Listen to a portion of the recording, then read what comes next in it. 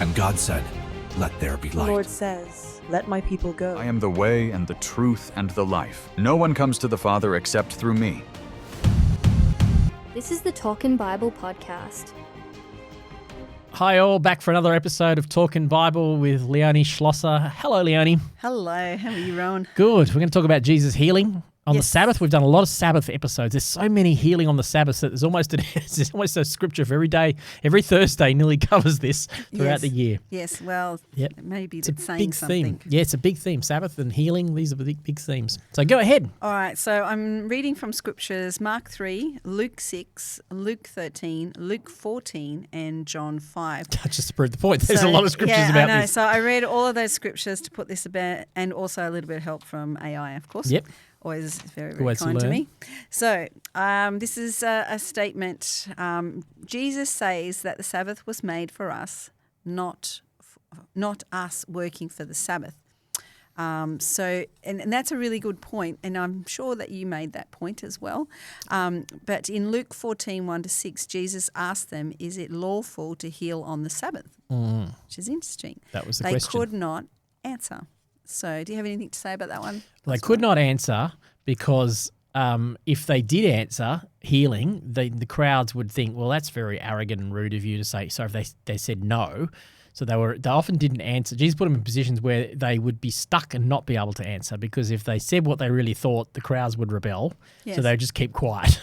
They didn't have Yes. the talk about last week the last episode having the courage to stand up for what they believed. Very often they didn't. No. They were placed in positions where they went, well, we're afraid of the crowd, so we're just going to keep our mouths shut. And that's what was going on here. And they were constantly silent. Yes. So then Jesus makes them think, which is what he's always doing. Yep. If they had a son or an ox and it fell into the well, would they not rescue it? So again, they were silent. Yep. It is through that they have never been challenged to really think about what the Sabbath was about. Yes. I think that with the most Jewish people, they don't really think about what it was about. No. I'll give you another story because you know I'm a bit of a storyteller.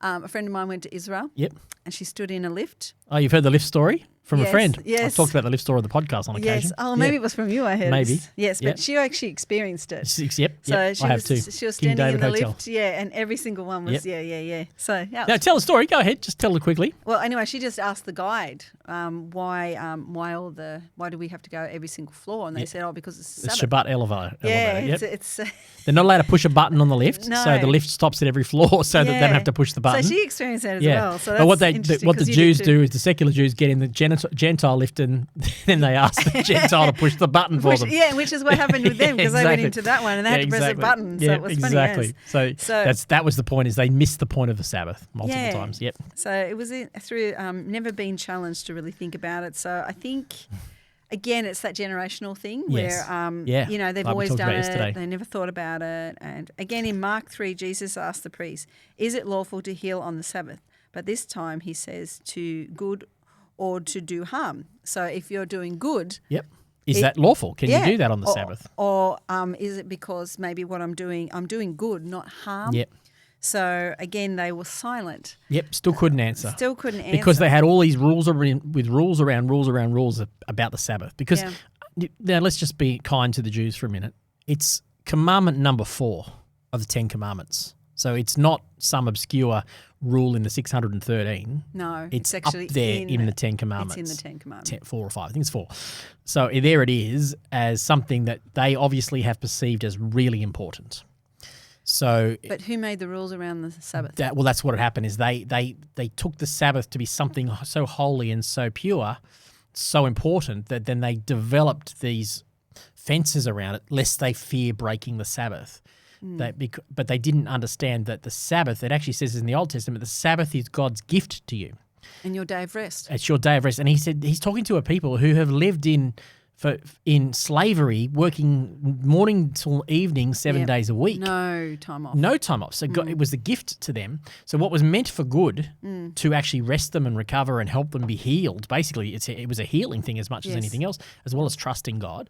It was meant to be a gift. They had become so focused on not breaking it that they had these rules in place, which actually had made the Sabbath become something constricting rather than something liberating and relaxing. And restful. That's right, yeah. And that's what Jesus is trying to... But they built that mentality over time because it was commandment number 4. They went, heck, we better not break this one. Yeah. So let's make real sure we don't break it. But in the process of putting all the fences around it, they actually defeated the purpose of it. Yeah. So it's worth thinking through how we might do that in our lives too, because at times I think we can do that. Yes. We can create rules or guidelines that well intended, but then we miss the point of why we incorporated those guidelines in the first place. Which is, again, we need time to think. Yes, you need to think it through. Yeah, I actually listened to a thing on 103.2 this morning. Chris Witts talked about how we don't like sitting in silence. We don't do silence. We don't like silence well, and I think in all these situations, I think we should actually sit in silence and think about things. So definitely says Jesus was grieved at their hardening of heart towards the Sabbath. They cared more for their rules than for each other. So like all these people being healed. And they were like on him saying, oh, it's the Sabbath. You can't do that. You can't do that. Yeah, and in fact, it also says that the healed man, the lame man by the pool. The pool, that was on Sabbath as well, yep. And he said to him, and Jesus asked, do you want to be healed? Because sometimes people didn't. Yeah, people didn't want to. Not once did this man say, but it is the Sabbath. He didn't say it. He didn't say it. He wasn't interested in that. He was interested in someone that was stirring that pool. Yep, that's right. Jesus told him to pick up his mat and walk. He did so, and the priests were more concerned about the man walking away with his mat in his hand. It's the Sabbath. The Lord forbids you to carry that mat. That's right. How dare you carry that mat? Can't yeah, I touch exactly. Then the healing that took place, so that they weren't concerned that they'd seen this guy day in, day out, like for how many years? No. So many years, 30 years. And now he's walking around and they're more interested that he's got a heavy mat. So what happens is our rules can lead us to become cynical and critical. Yeah, or blind. Or blind, good point. Yeah, that's right. Can't even see the miracle unfolding in front of us. Good point. So I've got a question here for Pastor Rohan. Had some friends go to, I just told you, didn't I?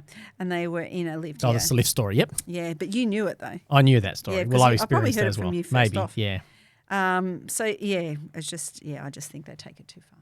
Oh, absolutely they do. Way too far. And so the question for us is, where do we do that? We might not do it with the Sabbath, but we do it with certain behaviours or things that we put boundaries around. And we should have those boundaries, but remember that those things serve us, not the other way around. So the other thing is giving. I can't give unless I've got. And the thing is in our country particularly, there's always something we can give. We always have something. Yes, that's right, exactly. So that's a really good example of it. We've got to make sure that we serve. It's the structures in our world serve us, not the other way around.